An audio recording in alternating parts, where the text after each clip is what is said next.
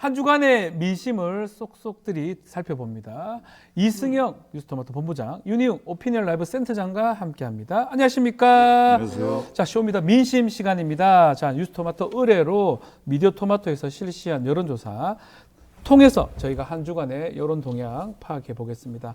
자, 이번 조사가 25일부터 26일까지 이틀간 만 18세 이상 전국의 성인 남녀 1,017명을 대상으로 실시됐고요. 표본 오차가 95%, 신뢰 수준이 플러스 마이너스 3.1%포인트입니다.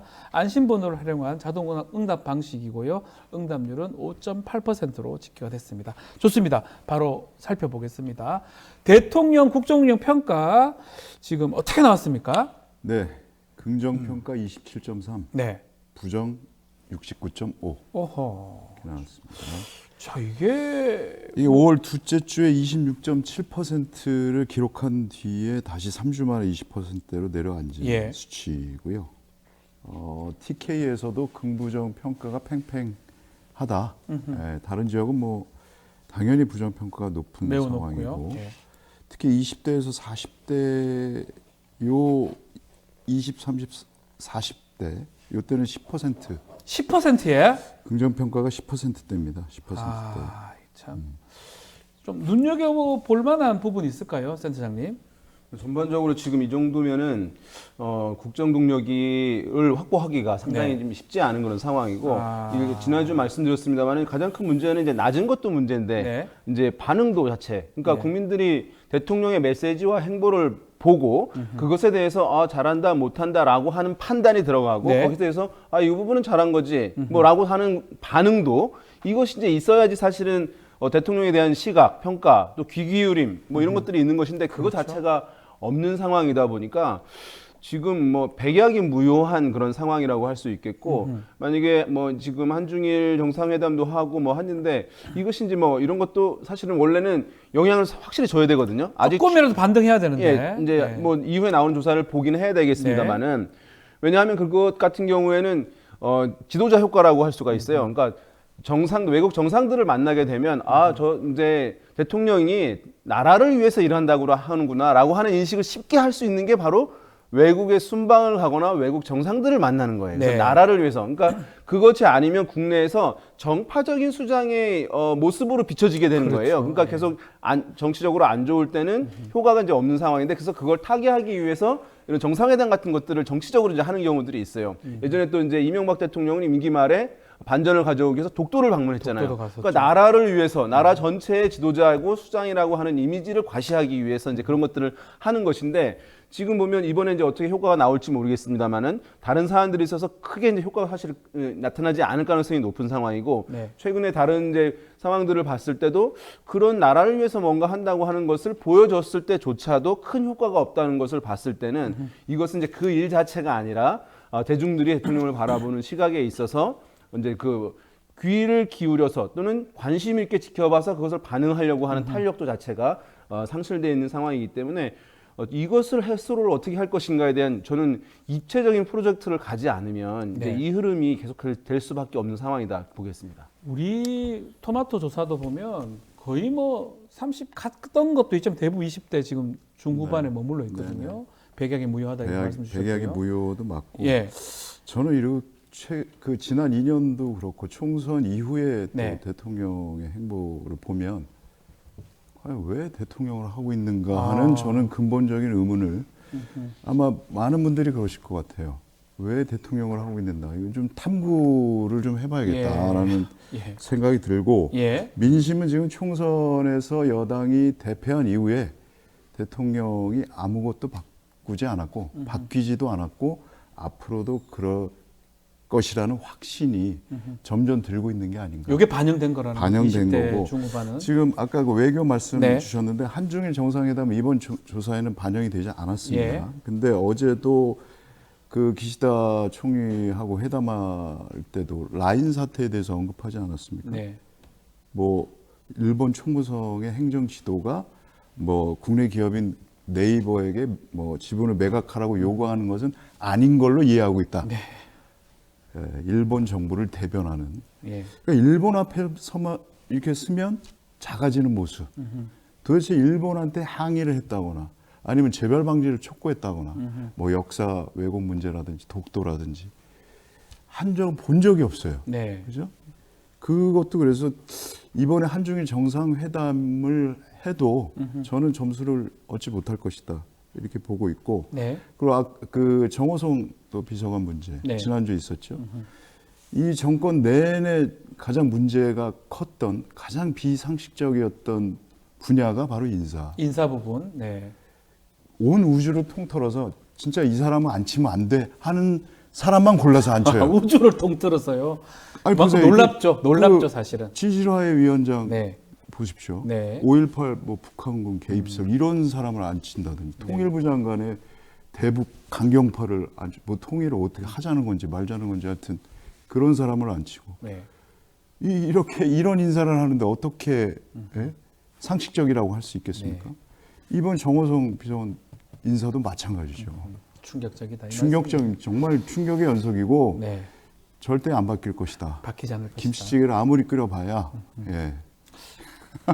뭐 김치찌개 말씀하셨으니까 김치찌개 해동 이런 거는 좀 효과가 있을까요? 기자들하고 만나서 주말 이제 많이 약속한 했었는데. 것이고 이제 실행을 한 것이긴 하잖아요. 그러면 이제 사실은 이 조사에 좀 반영이 됐어야 되거든요. 네. 예. 그런데 반영이 사실 전혀 안 안 되는 된 그런 것이다. 상황이니까 예. 뭐 그것이 이제 지난 말씀드렸습니다는 어떤 것을 하나 이제 일시적이고 즉자적인 것을 하나 한다고 했을 때 반응으로 나타날 수 없는 그런 상황이거든요. 네. 그래서 만약에 정말 그 부분에 대해서 국민들과 또는 미디어와 소통을 강화함으로써 이제 이전과는 좀 달라졌다라고 하는 것을 국민들이 인식시키고자 한다면 네. 굉장히 사실은 이것을 이번에 한번 얘기한 것이니까 실행해야지로 끝나서는 사실 효과가 없는 것이고요. 정말 임팩트 있게 한 2달, 3개월 프로젝트를 갖고 아하. 과도하다 싶을 정도로 해야지 아하. 대중들이 그럼 좀 달라진 것 같다라고 바뀌었구나. 인식하는 거예요. 예. 문재인 대통령 때도 이제 이런 게 있었는데 행보를 해서 어떻게 할 것인가. 그럼 경제를 좀 집중하는 모습을 보여야 된다라고 이제 중간에 이제 약간 위기가 왔을 때 했는데 그런데 한두 번 경제 수장들, 기업 이제 대표들을 만나잖아요. 네. 그것으로는 대중이 워낙 바쁘기 때문에 뉴스를 항상 꼼꼼히 보는 건 아니거든요. 그렇죠. 그래서 반응이 사실은 전달되기가 쉽지 않기 때문에 그 당시 보면은 되돌려서 한번 찾아보시면 아시겠는데 2개월 이상 거의 매주 2-3개 이상의 경제 행보들을 가져갔어요. 문재인 전 대통령 때. 그랬을 때 예. 좀 이제 전달이 되는 거예요. 그러니까 지금 한 번 이렇게 했다. 이런 것은 안 돼. 효과가 크지 않을 수밖에 없습니다. 자, 또 눈에 띄는 이슈가 오늘 있는 이슈입니다. 최상병 특검법 재표결 오늘 예정되어 있는데 자, 특히 윤석열 대통령이 거부권을 행사를 했는데 이 특검법 국회가 어떻게 해야 될지 이거를 조사를 했는데 이것도 어떤 결과가 나왔습니까? 특검법 통과에 찬성해야 한다. 아. 63.7%. 좀 높네요. 반대해야 한다. 25.5%. 네. 잘 모르겠다. 10.8. 자, 이것도 지금 뭐 사실 특검법 관련해서도 63.7대 25.5라면 상당히 압도적으로 지금 통과해야 된다 이렇게 보이는 것 같은데 혹시나 그 지역이나 지지층별로도 좀 내용이 좀 나와 있을까요, 본부장님? 네, 뭐 전 지역에서 찬성해야 한다는 여론이 높았고 네. 또 TK에서조차 뭐 찬성이 47.1%로 반대 39.1%를 8% 포인트나 앞서고 있다. TK도. 네, 예. 그렇습니다. 그리고 민주당, 뭐 조국혁신당은 말할 것도 없이 네. 90% 이상이 찬성하고 있고요. 예. 개혁신당도 81.7%가 찬성을 하고 있습니다. 국민의힘 지지층만 66.4%가 반대 의견을 냈습니다. 국민의힘 지지층만 지금 반대하고 있고 대다수 영남까지 TK까지 포함해서 찬성이 우세한 상황인데 어떻게 보십니까? 이게 요런 이제 이슈 관련해 가지고 네. 한 6대 3대 1의 구도가 이제 이어지고 있다 말씀드렸잖아요. 그렇죠. 계속 말씀드렸죠. 어떤 정부 여당이 하고자 하는 것에 대해서 이제 반대편에 있는 게 한 60%. 네. 그다음에 그것을 호응하고 보호하고 옹호하는 것이 한 30%. 네. 그다음에 이제 잘 모르겠다는 게 한 10% 이제 있다고 말씀드렸는데 지금 이 조사 관련해서는 격차가 사실은 그거보다 더 커진 거예요. 네. 뭐냐 하면 63.7대 25.5잖아요. 그러니까 한 10% 정도 더 커진 거죠, 격차가. 네. 6대 3보다도. 그러니까 국민들이 이 최혜병 특검과 관련해서 상당히 관심이 많고 네. 이 부분에 대해서 특검이 어쨌든 이루어져서 진상규명이 좀 명확히 이루어져야 한다고 하는 것을 거의 상식 수준으로 지금 가지고 있는 것이라고 볼 수가 있는 것이거든요. 상식 수준으로. 네. 예. 그래서 지금 여당에서 또는 대통령실에서 이제 이것을 이제 반대하고 있는 것인데 아까 앞에서 패널들도 말씀하셨습니다만은 네. 결정이 이제 오늘 나고 어떻게 되는지 뭐 여부를 떠나가지고 상당히 이 이슈는 쉽게 사그라들 수 없는 그런 사안이고 지속적으로 전국의 메인 이슈로서 상당 기간 이 해결될 때까지 갈 수밖에 없는 그런 이제 여론 환경 구조를 갖고 있다 이렇게 말씀드릴 수 있을 것 같습니다. 65 정도 수치라면 63.7이긴 한데 그 수치라면 이게 그냥 쉽게 싸그러들 수 있는 그런 이슈가 아니다 이렇게 말씀을 주신 것 같습니다. 자, 뭐 이게 22대 국회로 갈지 아니면 21대에서 처리가 될지 좀 봐야 되는데 30일이 이제 22대 국회 개원 날입니다. 22대 국회에서 권력구조 개편을 포함한 개헌 추진해야 된다. 요 여론조사를 해봤는데요.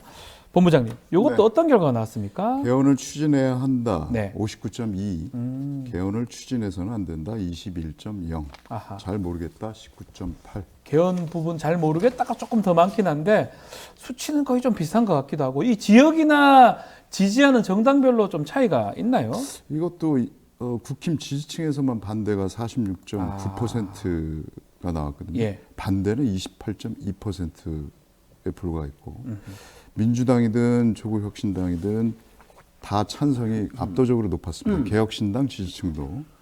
그리고 이게 개헌 찬성 같은 경우는 당을 떠나서 당 지지 여부를 떠나서 전 연령층이나 지역에서 모두 찬성이 우세했습니다. 아, 개헌 찬성에서는 뭐 네. 거의 그러니까 많은 개헌의 수에서? 필요성에 대해서는 국민들도 다 알고 계시는 거죠. 알고 있는 넓고 상황이에요. 지금 헌법이 매우 낡은 헌법이다. 1987년도 헌법입니다. 그렇습니다. 예. 그래서 바꿔야 된다 이 말씀인데 지금 조국 혁신당 같은 경우는 탄핵하고 임기 단축 이 투트랙 개헌을 예고했고요. 민주당도 원포인트 개헌 얘기를 했는데 뭐 이거 같이 포함해서 네. 이 22대 국회 개헌 논의 전망도 좀 해주시고 이번 여론조사 얘기도 좀 해주십시오. 일단은 지금 뭐 진보 성향층에서 가장 강하고요. 네. 79.1% 개헌 찬성 여론이. 그다음에 중도 성향층에서도 57.5 대 16.7. 네. 그러니까 뭐 월등하게 중도 성향층에서도 개헌이 필요하다. 맞습니다. 의견 네. 높고 보수 성향층이라고 스스로 밝힌 사람들도 보면 찬성 41.4, 반대 40.4. 그러니까 사실은 이제 팽팽한데 찬성 여론도 제법 있는 거예요. 보수 네. 성향층에서도. 그러니까 우리 본부장님 말씀하신 대로 대한민국 지금 개헌에 대해서 이제 해야 된다라고 하는 데서는 어느 정도 국민적 공감대를 이룬 수치라고 볼 수가 있어요. 이 정도게 되면. 네. 이제 개헌과 관련해서는 근데 정치적인 시각들이 메커니즘이 작동하는 부분이 있어요. 이제 이것이 뭐 4년 중임제를 해서 한번 책임을 더 물어야 된다라고 하는 것들은 상당히 사실 한 10년 전부터 공감대를 이뤄온 부분이긴 한데 왜 이게 이루어지지 않은 것이냐라고 했을 때는 그때의 대통령 또는 야당의 또 최고 인기 있는 인물들의 선거와의 남은 기간 등의 그렇죠. 역학관계가 이게 작동이 되는 부분이거든요. 네. 무슨 얘기냐 하면 이제 진영의 유권자들 같은 경우, 지지자들 같은 경우에는 개헌을 해야 된다라고 하는 인식이 있습니다만은 또 한편으로는 그 진영의 지도자를 지켜야 한다. 그 의견에 따라야 한다라는 것도 함께 작동을 해요. 네. 그러니까 만약에 이제 개헌 논의를 지금 한다라고 했을 때 대통령이 굉장히 위기에 처할 수 있을 것이다. 소외되고 이렇게 된다고 하면 여당 성향층, 보수 성향층에서는 일정 부분 또는 국민의힘 지지층에서는 일정 부분 반대하는 것을 얘기할 수밖에 없는 거예요. 그렇죠. 그런 부분들이 있어서 대개 보면은 이렇잖아요. 대통령 선거 직전에 보면 모든 후보들이 개헌을 추진하겠다라고 약속을 하고 서약을 해요. 네. 그런데 들어가게 되면 이제 흐지부지 되잖아요. 또 이제 다음 대선 직전에 가서 또 그 얘기를 합니다. 그 얘기하고. 이게 이제 네. 계속 반복이 되는 겁니다. 한 20년 동안 반복이 돼 왔죠. 네. 그런데 이것이 이제 대통령이 왜 안 하냐. 개헌에 관해서는 뭐 기본권에 관한 얘기들도 있고 하지만 이제 권력구조 개편에 관한 얘기를 하잖아요. 그럼 필연적으로 권력구조 개편 얘기를 하게 되면 네. 차기 주자와 연결되게 됩니다. 그러면 현직 대통령은 기본적으로 사실은 굉장히 이제 왜소해지는 흐름으로 가고 논외의 대상이 돼버려요. 네. 그래서 개헌이 블랙홀 된다. 뭐 네, 그러면은 이렇게 얘기했었어요. 대통령이 네. 하려고 하다가도 나 지금 많은 일을 하려고 하는데 이거 초장부터 이거를 해서는 안 되지라고 해서 안 하는 거예요. 그래서 이제 그런데 임기 후반, 중후반 가면 이걸 하려고 해요. 그렇죠. 그러면 그때 또 왜 못하느냐 하면은 이제 대통령에 당선될 것 같은 사람 있잖아요. 호응이 약간 꺼져지근하게 적극적으로 안 나오게 됩니다. 네. 그럼 그 지지자들이 또 개헌 여론을 약간 이제 전폭적으로 지지하다가 약간 주춤해져요. 그러니까 또 가는 거예요. 네. 그러니까 이런 것이 계속 이제 반복되는 그런 상황인데 지금은 이제 대통령 임기가 아직 중간을 이제 넘지 않은 그런 상황이잖아요. 그런데 지금 개헌율이 상당히 높고 야당 지지층에서도 높고 여당 지지층에서도 상당 부분 보수 정층에서도 있는 그런 상황이기 때문에 제가 봤을 때는 현직 대통령의 국정 수행 지지율이 이후에 어떤 흐름을 보이느냐에 따라 가지고 이 개헌 논의가 더 활성화되어서 실질적인 어떤 의미 있는 논의로 이어질 가능성, 또 사실은 이제 배제할 수 없는 그런 흐름이다. 지금 현재는 이제 그 정도 말씀드릴 수 있을 것 같아요. 그 2007년에 그 노무현 대통령이 신년 연설을 통해서 개헌을 꺼냈죠. 네. 2007년입니다. 근데 당시에 왜 하필 지금이냐? 이 프레임에 갇혀서 맞습니다. 조중동을 비롯한 기득권 세력이 똘똘 뭉쳐가지고 공격을 하는 바람에 그냥 사라졌습니다. 네, 못했죠. 못했습니다. 현직 대통령으로서는 유일하게 제안한 것인데 네. 대단히 중요했어요. 그때 했다면 이런 계속 반복되는 그 패턴이 없었겠죠.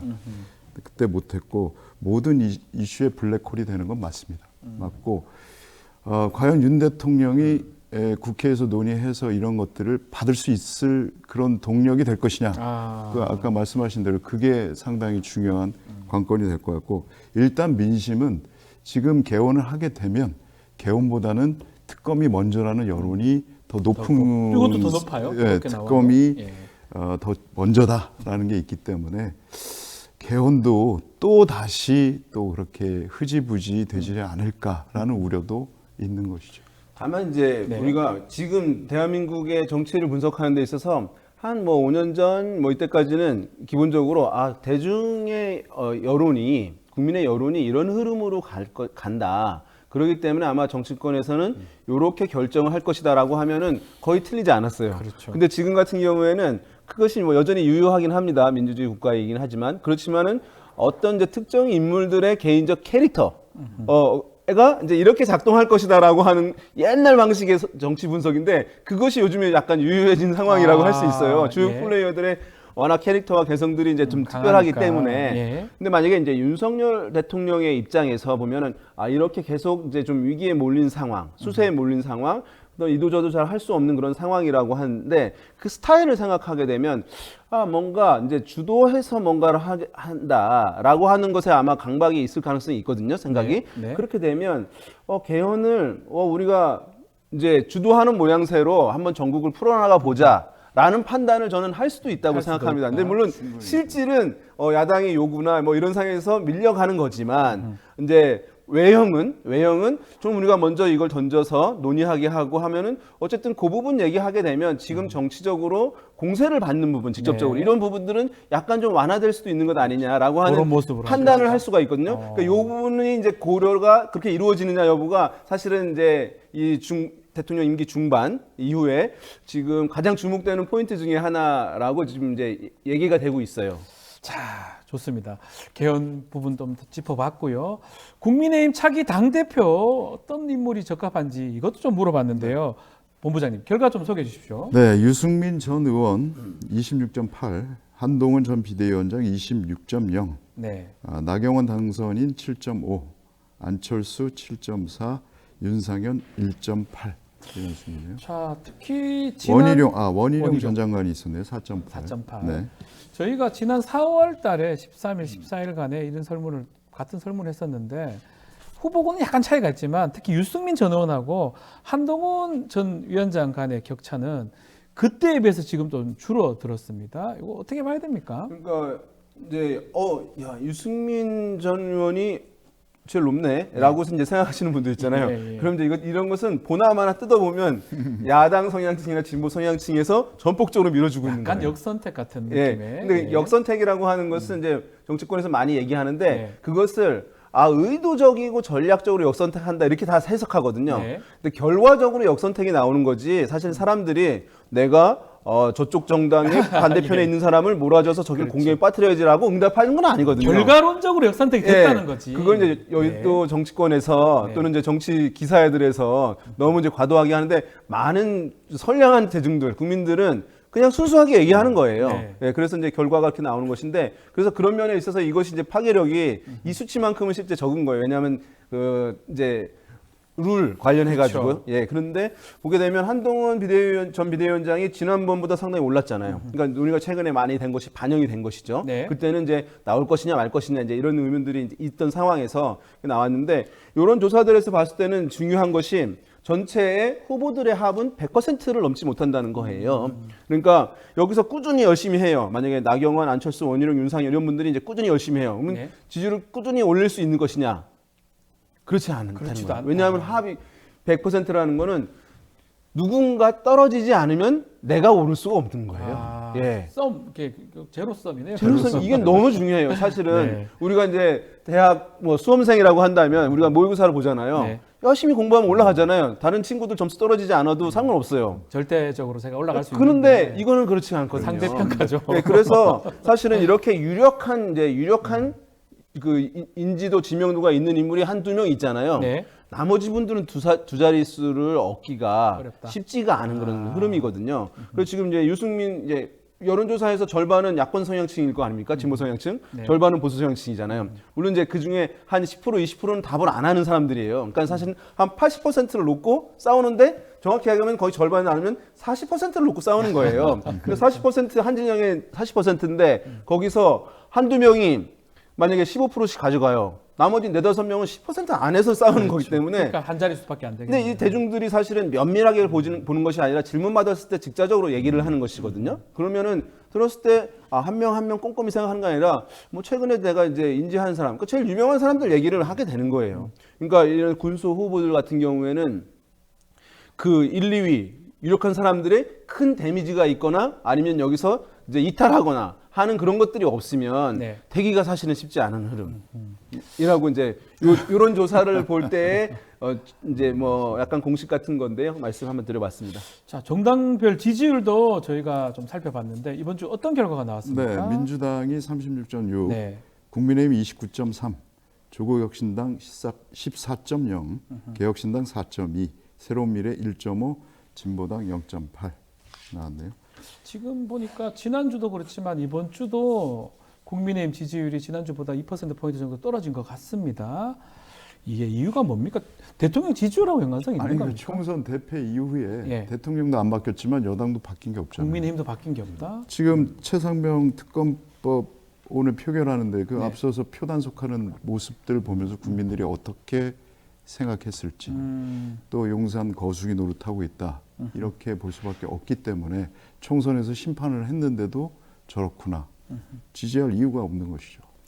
앞으로도 좀 국민의힘이 최상병 특검 이 국면이 뭐 오늘 표결되면 어떻게 되든지 간에 지지율 회복하기는 쉽진 않다. 네, 이렇게. 일단은 예. 그렇죠. 이제 그 최상병 특검 관련해서 국민적 여론이 워낙 높은데 네. 이제 이것은 지금까지는 보면은 대통령이 어떤 것을 반대하거나 이제 또는 적극적으로 호응하지 않거나 그것을 비판받아서 이제 여권에 대한 이제 비판적 여론이 존재하는 상황인데 네. 요 최병 특검과 관련해서 표결 관련해 가지고는 이제 주체가 여당으로 오는 거예요. 여당으로. 오는 예. 것이기 때문에 정당 지지율은 잘 변하지 않는 지표지만 이것은 이번에 결과가 어떻게 나오는지에 따라서 그 결과에 대한 책임은 사실은 이제 여당한테 갈 수밖에 없는 것이기 때문에 네. 뭐 이거 잘 변하지 않겠지만 정체되거나 좀 이제 부정적으로 영향을 미칠 가능성은 이제 존재한다 이렇게 이제 봐야 될 것 같습니다. 알겠습니다. 자, 이어서 오늘도 뉴스 인사이다 애청자분들의 민심을 좀 알아보는 쇼미더 사심 오늘 짧게 한번 짚어보겠습니다. 저희 질문이 뭐였냐면 최상병 특검법 재표결에서 여당 표가 몇 표나 이탈할 거냐고 예상하냐 이런 질문입니다. 자, 1만 5천 명 넘는 분이 참여해 주셨는데요. 이거 뭐 사실 신뢰할 수 없습니다. 그냥 기분대로 뭐 이렇게 한 거라고 보시면 좋은데 참고용입니다. 다시 한번 강조드리면서 결과 한번 소개해 주십시오. 네, 17표 이상 나올 것이다. 59%. 희망사항이 좀 담긴 것 희망이겠죠, 같아요. 이거는. 그래서 5표에서 9표 16%, 예. 10표에서 16표 14%. 네. 뭐 4표, 3표 이거는 찬성하겠다고 의견을 밝혔던 표현한 분들 분들이니까. 네. 있는 것 같습니다. 희망도 있지만 또 어느 정도 또 정밀하게 또 말씀하셨다고 또 읽혀지기도 한데 자 어떻게 해서 이런 결과가 나왔는지 댓글 한번 좀 소개해 주십시오. 네, 유저 XR님께서 네. 소망하는 바입니다. 제발 양심이 있는 사람이라면 인간이라면 정의표를 행사해야 합니다. 정당 바로 세우기 신인규 대표가 정의표라고 말했습니다. 맞는 표현입니다. 반드시 정의표를 행사해서 진실을 밝혀야 합니다. 뜨거운 햇살에 모이신 분들 진정한 애국자십니다. 고맙습니다. 응원하고 지지합니다. 이게 아마 지난 주말에 있었던 집회에서 신인규 하신 아마 것 변호사가 같아요. 막 좀 집회 발언했던 것 같은데 아마 그 내용으로 보입니다. 하나 또 소개해 주십시오. 예, 뭐 창길준 4861님께서 근본적으로 양심과 공정, 정의의 문제인데 그저 당론이라 하며 따라가면 그 사람들은 미래가 없다. 필연코 밝혀지게 되어 있다. 본인의 정치 생명이 달려 있고 양심의 문제고 자기 자식이라 생각해 보면 답이 있다. 이런 이제 댓글을 남겨주셨습니다. 유저 JX님 누구나 예외 없이 아들 군대 보내는 나라에서 어떻게 이 특검을 반대할 수 있나? 윤통과 국힘당 아들 군대 보내기 싫어지는 엄마들 일어나기 전에 정신 차려라 글 주셨고요. 마지막으로 JP님께서 17명에 못 미치면 실망하기 크겠지만 17명이 더 찬성하길 기원합니다. 알겠습니다. 저희 쇼미더 사심까지 말씀을 드렸습니다. 자 오늘 이승영 본부장, 윤희은 센터장 두 분 감사합니다.